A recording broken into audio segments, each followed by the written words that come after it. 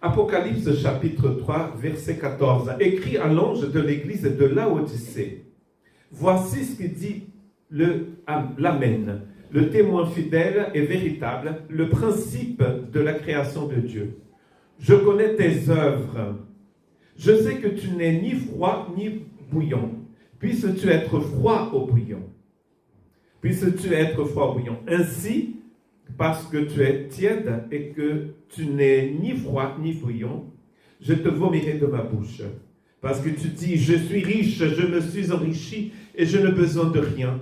Et parce que tu ne le sais pas, que tu es malheureux, misérable, pauvre, aveugle et nu. Je te conseille d'acheter de moi de l'or éprouvé par le feu, afin que tu deviennes riche et de vêtements blancs, afin que tu sois vêtu et que la honte de ta nudité ne paraisse pas, et un collier pour oindre tes yeux afin que tu vois. Moi, je reprends et je châtie tous ceux que j'aime. Et donc le zèle et repens-toi. Voici, je me tiens à la porte et je frappe. Si quelqu'un entend ma voix et ouvre ma porte, j'entrerai chez lui, je souperai avec lui et lui avec moi. Celui qui vaincra, je le ferai asseoir avec moi sur mon trône, comme moi j'ai vaincu et je me suis assis avec mon Père sur son trône. Que celui qui a des oreilles entende ce que l'Esprit dit aux églises. Et ce texte, le verset 22, c'est le verset que je voudrais que vous puissiez voir et méditer, surtout chez vous. Je ne sais pas si vous avez jamais lu le livre d'Apocalypse. C'est un livre certaines personnes, certains chrétiens évitent de lire. Je me souviens que quand j'étais pasteur dans une autre église en France, il y a une dame qui venait d'arriver à l'église et les gens ont déjà remarqué que j'aime bien parler d'Apocalypse.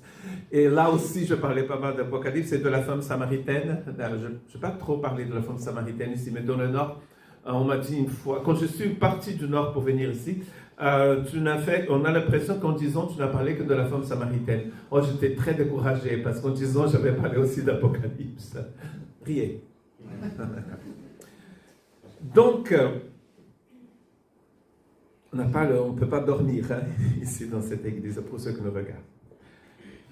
Voilà, les 7 églises d'Apocalypse. Très intéressant et très mal compris, comme je disais au départ.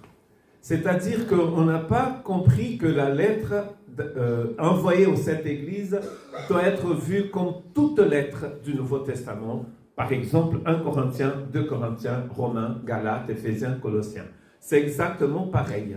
Mais comme c'est à la fin, quelqu'un a décidé que c'est le dernier livre de la Bible, donc forcément il parle de la fin des temps, alors que c'est jamais question dans le livre de cela. Apocalypse veut dire révélation. D'ailleurs en anglais, ils ont traduit le mot. C'est que dans les langues latines où ils ont gardé le mot en grec, mais en anglais, dans la Bible anglaise, comment est-ce qu'on appelle ce livre? Revelation. Ma femme parle anglais couramment. Donc, quand elle le dit, oh, wow, c'est beau, hein? Il y a plein de gens qui parlent anglais couramment. Revelation, c'est-à-dire c'est la révélation de Jésus-Christ. Quand on révèle Jésus-Christ, on apprend aussi à connaître son Église. Parce que les 2 personnages plus importants d'Apocalypse, c'est en fait l'agneau et son épouse, et l'Église. Donc, le thème de ce message, c'est l'Église n'a jamais été appelée à se mettre en retraite. Et là, une personne de l'église qu'on aime beaucoup qui m'a dit « Ah, tu parles de retraite demain !» Parce qu'hier, il était question de la retraite du pasteur et j'ai horreur de ce mot « retraite ». Si on veut m'embêter, on dit « Junior, quand est-ce que tu prends ta retraite ?» Ah, je m'effondre, j'aime pas trop ça. Bon, je prendrai ma retraite au ciel, amen. Non, personne, ma femme ne dit pas amen. Et donc, en fait, ici, qu'est-ce que ça veut dire ici? Le mot se mettre en retraite, c'est synonyme de battre en retraite, se replier, opérer un repli stratégique, se retirer, se désengager, décrocher, quitter le champ de bataille, évacuer une position. C'est battre en retraite, la nuance, c'est battre en retraite. C'est un terme classique, très utilisé dans le contexte de la guerre. Et donc, en fait, certaines personnes ont pensé que les 7 églises d'Apocalypse qui finissent par Laodicée, dans le chapitre 3, nous avons Sardes, Philadelphie et Laodicée. et avant, si vous regardez le chapitre 2 d'Apocalypse, il a 4 autres églises. Il a d'abord la lettre à l'église d'Éphèse, il me semble, oui, Éphèse, ensuite Smyrne, ensuite Pergame, et après Thyatire, et à la fin Sardes, Philadelphie, Laodicée. Je vais envoyer dans le groupe de l'église une petite carte. J'avais fait un PowerPoint, mais j'ai oublié de ramener ma clé. Et vous allez voir que c'est cette église qui commençait à Éphèse. Donc Éphèse, c'est la première église. Éphèse, si vous regardez, elle n'est pas loin de Patmos, l'île où était Jean quand il a écrit Apocalypse. Ensuite, Éphèse n'est pas très loin de la mer. Donc il a Éphèse et ça monte comme ça et ça fait un peu ça. En fait, cette église était sur ce que nous appelions, ce qu'ils appelaient la route postale romaine. C'est comme si on écrivait à l'église de Tarnos, Boucau, Bayonne, Anglette, Biarritz, Bidart, après Bidart, avant Guétari, Saint-Jean-de-Luz. Donc là, c'est plutôt dans une ligne comme ça. C'est-à-dire que c'est pratique. Si on envoie une lettre à l'église qui est ici, après, quelqu'un va l'envoyer à Boucau. Bon, c'était plus loin que ça. Et après Bayonne, voilà. C'est juste ça. Il avait d'autres églises, mais on n'a envoyé que à cette église. Mais certaines personnes, depuis le siècle avant-dernier, a décidé que ces églises parlaient c'était dans la chronologie de l'histoire de l'église. Donc, si c'est dans la chronologie de l'histoire de l'église de la fin des temps, c'est l'église de Laodicée. Et donc, en fait, on a l'impression qu'à la fin des temps, l'église, elle est froide, l'église, elle ne fait plus rien, Jésus est dehors. Pourquoi? Parce qu'on a décidé que l'église, à la fin des temps, et je ne sais pas pourquoi, mais il y a des gens qui pensent que la fin des temps sont dans les années 2000, là. Donc on est à la fin des temps que là, avant on n'était pas dans la fin des temps, mais là on est dans la fin des temps, quelqu'un a décidé ça comme ça, mais ce qui n'est pas vrai, parce que Jésus dit l'heure et le jour, personne ne le sait. Donc on ne sait pas. Et donc on a décidé que l'église de la fin des temps, c'est une église tiède. C'est une église vaincue. Mais la question que je vous pose, quand est-ce que l'église sera vaincue? Et on peut dire, j'aime bien quand on dit en langue, mouk. C'est beau, hein? J'aime bien les langues africaines, elles sont très expressives. Mouk! Et on fait le geste, c'est mieux encore quand on fait le geste. Mouk! C'est-à-dire nunca, jamais, never. L'église du Christ ne peut pas être détruite. C'est Jésus lui-même qui dit, je bâtirai mon église et les portes du séjour des morts ne vont pas résister, c'est ce que Jésus dit, l'action de l'église. C'est-à-dire que l'église est remplie de la puissance de Jésus et les portes du séjour de mort ne peuvent pas, là je fais le brésilien, ne peuvent pas résister l'action de cette église remplie du Saint-Esprit. Est-ce que vous connaissez une église qui n'est pas remplie du Saint-Esprit? Mais non, parce que ça n'existe pas. L'église, elle est remplie du Saint-Esprit. Donc l'église ne peut pas être une église battue qui se bat en retraite. Ça, c'est pas possible. Elle ne peut pas se replier. Et c'est pour ça que le message ce matin, c'est que celui qui a des oreilles entende ce que dit l'Esprit Saint aux églises. Et ça va apparaître pour les 7 églises. 7 fois, le Saint-Esprit va nous dire cela. Pourquoi 7 fois, à votre avis? Pourquoi 7 villes et pas 8, 9, 10? Quelqu'un pourrait répondre? Parce que c'est comme ça. 7, c'est tout. 7, c'est le chiffre de la perfection dans le monde de la Bible. Et vous allez voir que dans le livre de Jean, il a des 7 partout. Jésus va dire 7 fois « je suis ». Et chaque fois que j'ai dit « je suis », certains religieux tremblent. Et dans certains chapitres, ils prennent des cailloux pour le lapider. Pourquoi? Parce que c'est un blasphème. Parce qu'ils ont bien compris que Jésus disait « je suis égal à Dieu ». Dans le premier livre, dans le premier chapitre de Jean, il a 7 fois, Jean va mentionner les 7 titres de Jésus, y compris Agneau de Dieu et Messie. 7 fois. Moi, ça m'a pris des années pour voir ces 7 titres de Jésus dans le premier chapitre de Jean. Et je l'ai découvert en faisant le club de partageurs ici. 7 partout. Apocalypse est rempli de 7. 7 églises, comme ce n'est pas 7, c'est des multiplications de 7. Combien de fois, a dit Jésus, il faut pardonner? 7 fois? Je n'ai pas entendu. 7 fois? 70. Ça veut dire quoi? Une fois que vous avez arrivé à 7 fois 70, je ne pardonne plus. Ça veut dire qu'il faut pardonner à l'infini, il faut pardonner tous les jours, il faut pardonner toutes les années, toutes les semaines, tout le temps. Donc là, il y a 7 églises. Donc ça veut dire que c'est un message qui est complet. Et il n'y a pas de chronologie. Jamais le texte n'a montré qu'il y a des chronologies. C'est-à-dire, Éphèse, c'est la première église, et Laodicée, c'est l'église de la fin des temps. Si Laodicée était l'église de la fin des temps, nous pourrions tous déchirer nos Bibles, abandonner notre foi et aller faire autre chose que d'être disciples de Jésus. L'église du Christ ne peut pas être vaincue.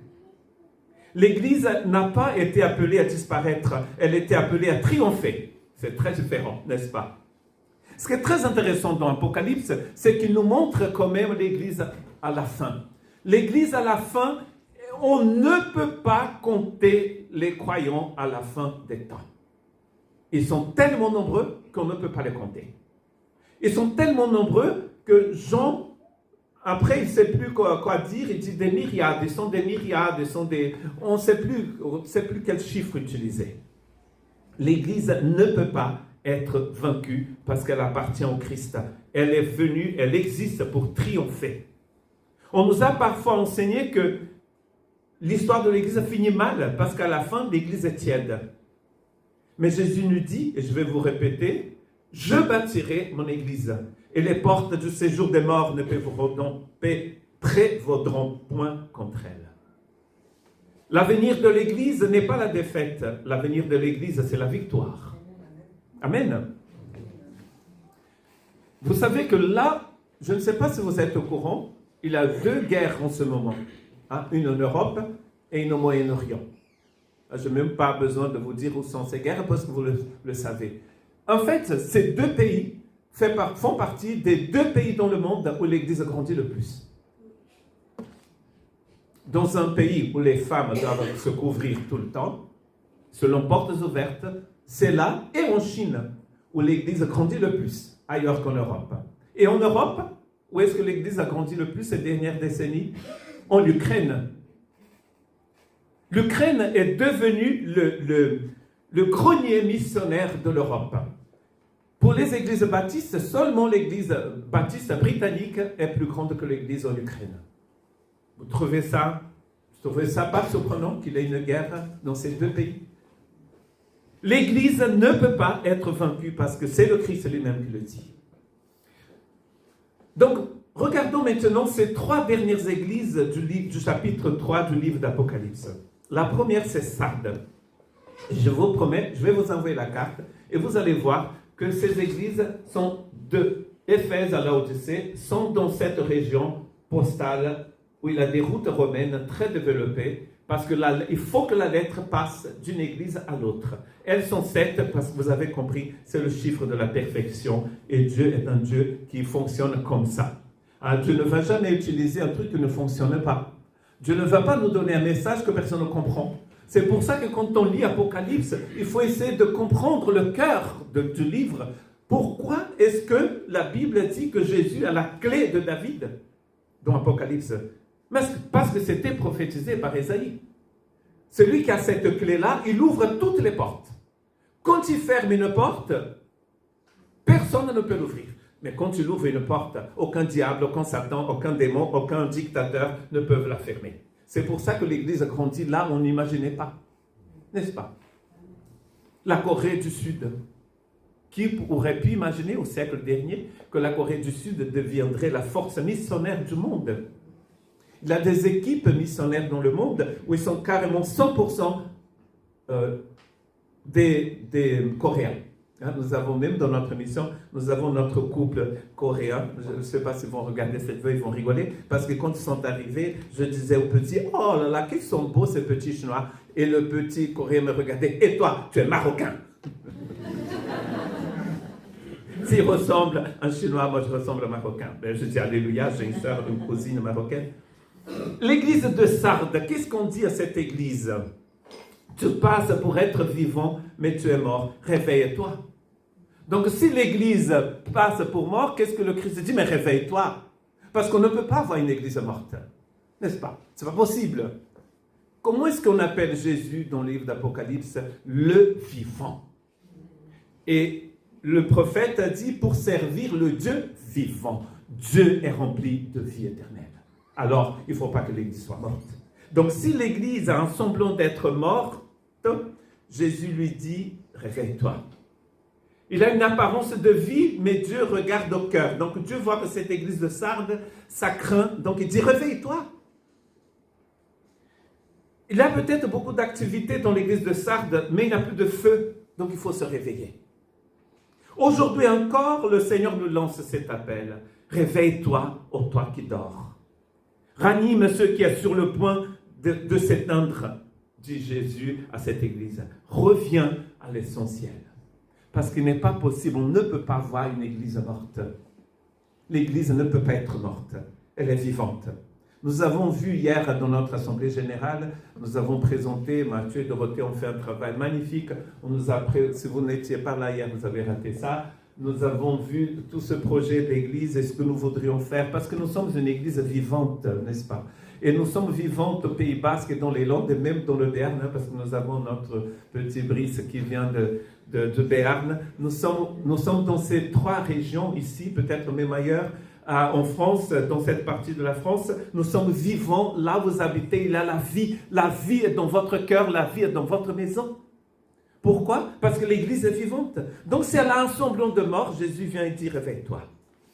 À l'église de Philadelphie, donc la deuxième église du chapitre 3, elle a une porte ouverte par le Seigneur. Voici, j'ai mis devant toi une porte ouverte que personne ne peut fermer.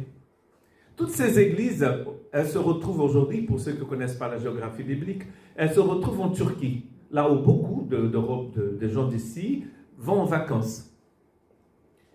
Toutes ces 7 églises se trouvent en Turquie. À l'époque de la Bible, ça ne s'appelait pas la Turquie, c'était une colonie romaine et ça s'appelait l'Asie mineure. Donc ces 7 églises sont en Asie mineure. Philadelphie, c'est la plus intéressante de ces églises, parce que c'est la seule église où les gens disent « je suis faible ». N'est-ce pas intéressant? Je suis faible. Mais quand on est faible avec le Seigneur, on est fort. Peut-être que tu te sens faible comme Philadelphie. Peut-être que tu te sens limité. Mais tu restes fidèle. Et si tu restes fidèle, Dieu ouvre une porte que personne ne peut fermer. Dieu n'appelle pas l'Église à être... je ne vais pas chanter Edith Piaf une troisième fois. Je ne besoin de rien, non, rien de rien. Vous connaissez l'histoire. Je ne besoin de rien. Non, l'Église, elle peut être faible en elle. Mais elle est forte en Christ. Et Dieu ouvre une porte quand on est fidèle. Quel genre de porte vous avez besoin que Dieu ouvre dans votre vie? On pense souvent à la porte du travail, n'est-ce pas? On pense souvent à la femme idéale pour vous, à l'homme idéal que vous cherchez. Peut-être un enfant, un petit enfant. Ah, il a des portes comme ça, mais il a des portes fermées qui sont encore plus importantes. Déjà, la porte du salut. Dieu vous a ouvert la porte du salut. La porte de la persévérance. Ça, c'était très important. Parce que c'est cette église qui allait d'Éphèse jusqu'à la Odyssée. Ils allaient passer par des temps terribles. Possiblement, quand la lettre était écrite, le temple de Jérusalem n'existait plus. Parce qu'il a été détruit en 70. Et on pense que la lettre a été écrite dans les années 80-90. On pense ça, on ne sait pas trop. On pense que c'est sur Domitien. Donc c'est pour ça qu'on sait à peu près quelle époque c'était. Domitien, c'était un empereur romain. La persécution va être terrible pour ces chrétiens. Donc la porte de la persévérance. Persévérance vient du mot endurance. Nous avons des athlètes dans cette église. Nous n'avons pas que des surfeurs, nous avons des surfeurs, c'est la région du surf. Nous avons des surfeurs, mais des gens qui font des marathons aussi. Pour faire un marathon, on ne peut pas dire, tiens, demain je vais faire le marathon de Paris. Je n'ai jamais couru de ma vie. Ah, chemin de Compostelle, attention, c'est dans un mois. Marcher, ceux qui sont là ce matin et qui vont marcher avec nous. Tiens, demain, je vais faire le chemin de Compostelle avec Junior qui est fou, qui marche 10 heures par jour, et je vais faire 36 km. Je veux monter, descendre, ça va. Je viens d'acheter mes chaussures chez Decathlon, hein, et demain, je commence à marcher, je ferai 36 km. On a eu quelqu'un comme ça. Hein, on partait pour prendre le bus à Bayonne pour aller à Bilbao. Il sort sa boîte avec ses chaussures et dit, Junior, je viens d'acheter mes chaussures. Quand il est rentré du chemin de Compostelle, il est parti directement aux urgences de Bayonne. Ses pieds étaient... Mais oui. Vous savez que la persévérance, c'est de l'endurance. Est-ce qu'on se prépare? Il faut se préparer pour la persécution, bien sûr. Est-ce qu'il faut se préparer pour les jours mauvais? Bien sûr qu'il faut se préparer par les jours mauvais. Parce que vous ne savez pas ce qui va arriver. Il faut être prêt. Donc il faut commencer de marcher. Ce n'est pas moi qui le dis. Paul compare la vie chrétienne à une marche.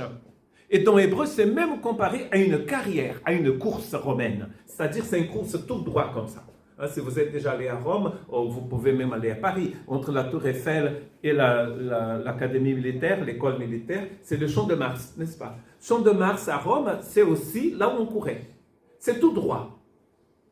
Mais on ne peut pas faire un marathon du jour au lendemain sans se préparer. Est-ce que vous vous préparez? Est-ce que vous priez tous les jours? La porte est ouverte, mais il faut persévérer. Et cette porte, c'est la persévérance, à mon avis. La dernière église du chapitre 3 d'Apocalypse, c'est celle que nous venons de lire tout à l'heure, c'est Laodicée. Et à cette église de Laodicée, Jésus dit ceci, « Parce que tu es tiède, je te vomirai de ma bouche. » Quand on entend ça, on dit, « Oh non, c'est affreux de dire des choses comme ça. C'est pas bien. » Mais vous allez comprendre que Jésus fait ça par amour. Il dit, je t'aime. Quand Dieu nous aime et nous sommes sur une mauvaise voie, il dit, mais continuez, je m'en fiche. Est-ce que ça c'est l'amour? Vous qui êtes parents, moi je suis parent et bientôt même grand-parent. Ah non, mais... Si vous avez des enfants et vous voyez que les enfants commencent à grimper sur le toit, ils ont 3 ans, ils grimpent sur le toit, ils disent « Oh, mais continuez, ça va aller. » Mais non, moi j'ai peur quand je vais dans la famille de Suzanne. Suzanne a des neveux, des nièces qui ont 5 enfants, même une qui a 6 enfants. Et celui qui a 5 enfants, ils sont 3 garçons, hein, et 3 garçons et 2 filles. Et chaque fois que je vais chez eux, je tremble parce que je vois Jérémie qui grimpe, qui avait, je sais pas, 3 ans, qui grimpe un truc comme ça, et sa mère qui dit « Calm down, Jeremiah !» Et moi je dis « Il va tomber !» Il met des clous dans la bouche, il a fait plein de clous dans la bouche, je dis « Il a des clous dans la bouche !» Elle a dit « Jeremiah, crash !» On voit un enfant qui a plein de... J'ai parlé avec la maman de Suzanne qui me dit « Junior, je tremble aussi, j'ai un peu peur, mais je ne peux rien dire. » On voit un enfant qui a plein de clous dans la bouche, on dit « Continuez de manger ces clous, ils sont délicieux. » Mais non. C'est pour ça que Jésus dit à cette église « Tu es tiède, si ça continue comme ça, je vais te vomir. Donc arrête d'être tiède. » Et il va dire « Je te dis ça parce que je t'aime. » Dieu nous exhorte parce qu'il nous aime. Il nous aime. Parfois, on est confortable dans notre tiédeur. Mais ce n'est pas bon. C'est dans l'eau, on dit que c'est dans l'eau qui n'est pas ni chaude ni trop froide, où il y a des bactéries, n'est-ce pas? Moi, je ne suis pas médecin, hein, mais ces choses se développent bien. C'est pour ça qu'on met les aliments dans le congélateur, si on veut le préserver. Hein? Mais si on reste, si c'est un peu tiède, il faut que ça soit bouillant, hein, pour tuer les microbes. Un chrétien, l'église du Christ, elle est bouillante. Si elle ne l'est pas, Jésus dit, attention. C'est comme de dire à Jeremiah, arrête d'avaler, de manger des clous. C'est pas bon. Il faut l'expliquer. Peut-être il faut même une petite fessée. C'est interdit, non?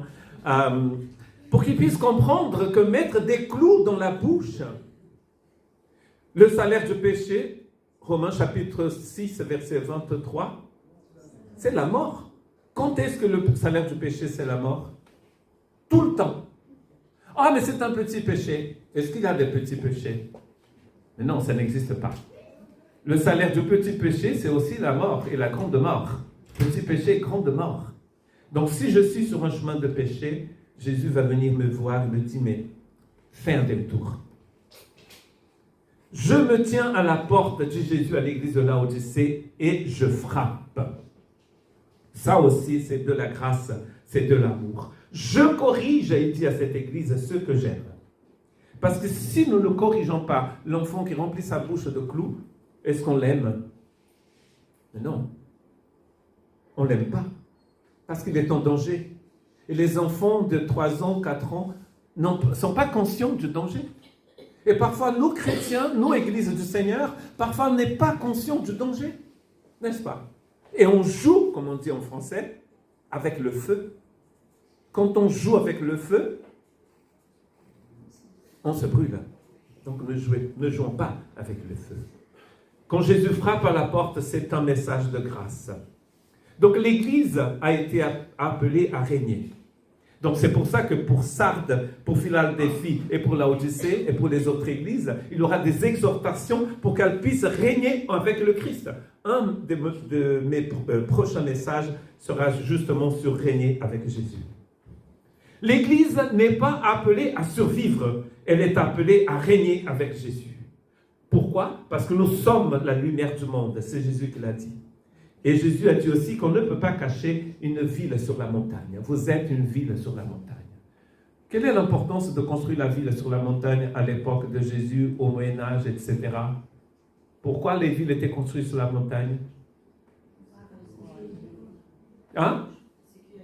Une question de sécurité. Je ne sais pas si vous êtes au courant, mais il y a une grande région en Espagne qui s'appelle la Castille. Hein? Castille et Léon. Est-ce que vous savez pourquoi on appelle la Castille Castille? Ça vient de quel mot? De château.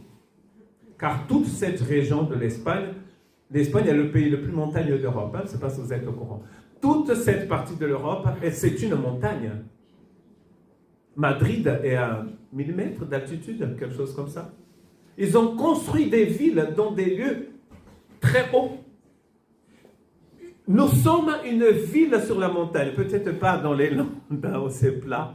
On ne construit pas des villes. Au Moyen-Âge, on n'a pas construit de villes là où était trop plat. On construit des villes où on peut les surveiller, les protéger. Nous sommes aussi le temple du Saint-Esprit, nous dit Jésus. Est-ce qu'on peut vaincre le temple du Saint-Esprit? Est-ce qu'on peut vaincre la lumière du monde? Est-ce qu'on peut vaincre une ville sur la montagne? Non. Et Jésus nous donne un ordre, d'ailleurs, qui n'est même pas un ordre dans l'Évangile, parce que nous avons traduit « Allez, faites de toutes les nations des disciples », mais apparemment c'est « En allant, faites des nations, faites de toutes les nations des disciples ». En allant au boulot, en partant en vacances. Même quand vous êtes en vacances, vous êtes l'Église du Seigneur. Je ne sais pas si vous étiez au courant. Ah, on adore les vacances en français. Quand vous êtes en vacances, vous êtes toujours l'Église du Seigneur. Quand vous êtes en train de faire du surf, je sais qu'il y a des surfeurs, surfeuses ici, vous êtes l'Église du Seigneur. N'oubliez jamais ça. J'avais un prof au séminaire qui disait que quand il était au lit, quand elle était au lit, c'est une dame, avec son mari, elle mettait sa Bible dans un tiroir. Comme si ce qu'il faisait était impur et interdit. Il y a tout un livre qui a été écrit sur l'amour, cantique des cantiques, même sur le sexe. Tous les jours, tout le temps, nous sommes Église du Seigneur. Tout le temps, tous les jours, nous sommes la lumière du monde. Donc l'Église, elle n'est pas là pour battre en retraite, mais elle est là pour triompher. L'Église avance malgré ce qu'on le voit parfois. L'Église est persécutée, mais elle avance toujours. Elle grandit, elle s'étend, elle triomphe. Et le royaume de Dieu avance avec l'Église. Comme je vous ai dit tout à l'heure, là où on pensait que l'Église serait écrasée, comme dans ce pays où il y a une guerre en ce moment, c'est là où l'Église grandit le plus. Vous connaissez peut-être cette histoire qui nous a été racontée à une conférence en Chine. Hein, les Chinois n'avons pas regardé ma vidéo peut-être. En Chine, on a voulu, dans une province, humilier les chrétiens de la ville qui ont été découverts, parce qu'ils sont souvent en cachette. Et on les a mis sur une place publique et on a dit aux gens de passer pendant plusieurs jours, pluie, soleil, de cracher sur eux, jeter des légumes pourris, jeter des œufs pas bio sur eux, pas bio, jeter plein, tout ce qu'on voulait sur ces chrétiens. Ils étaient tout petits, là, un petit groupe de chrétiens au milieu de la place, et on a commencé à faire cela, et ils ont commencé à chanter et à prier. Le deuxième jour, quelques personnes curieuses sont venues écouter ce qu'ils disaient dans leur prière. Et à la fin, il y avait tellement de gens sur cette place que les autorités ont dit à ces gens de rentrer chez eux. Ça n'a pas fonctionné. L'Église était appelée à triompher. Là où vous êtes, si vous êtes à l'école, je sais qu'en France, c'est un lieu difficile. Hein? Je sais que pour nos enfants, nos filles, c'était très dur à l'école de montrer sa foi, d'être chrétien. L'école est extrêmement laïque en France. Vous êtes l'Église à l'école. Vous êtes l'Église à l'université. Vous êtes l'Église au boulot. Vous êtes l'Église partout. Donc aujourd'hui, le Seigneur nous pose une question. Vas-tu te réveiller?